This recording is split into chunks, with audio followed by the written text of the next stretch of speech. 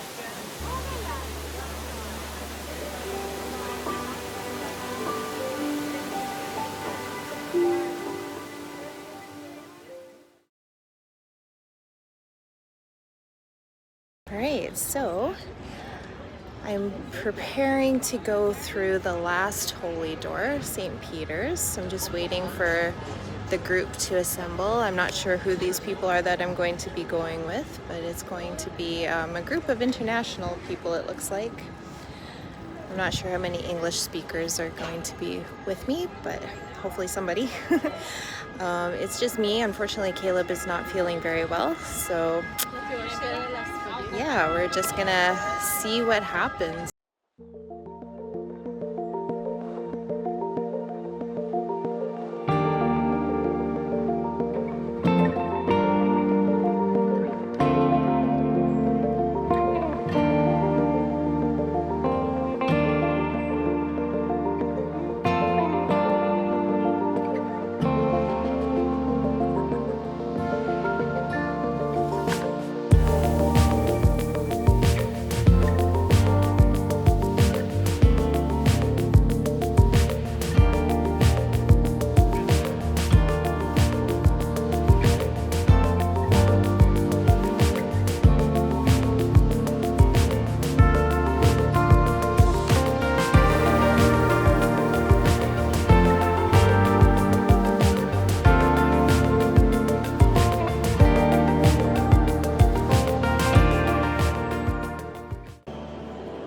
So we made it through the holy doors at St. Peter's, and we stood at the tomb of St. Peter while we prayed as we finished our mini pilgrimage into St. Peter's Basilica.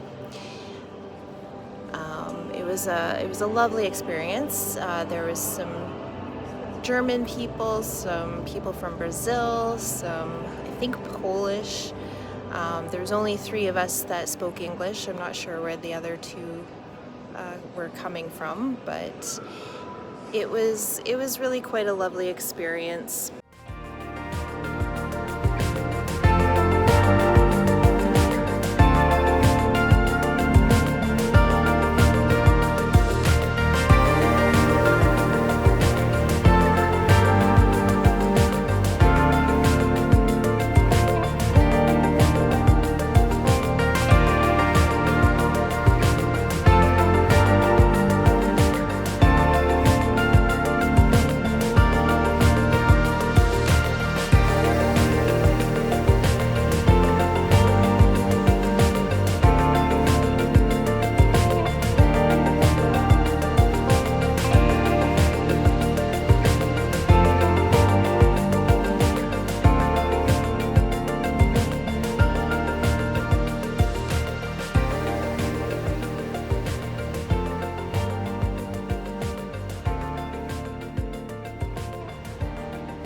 Yeah, so it's been maybe 20 years since I was in Rome, and yeah, a lot has changed. Some hasn't.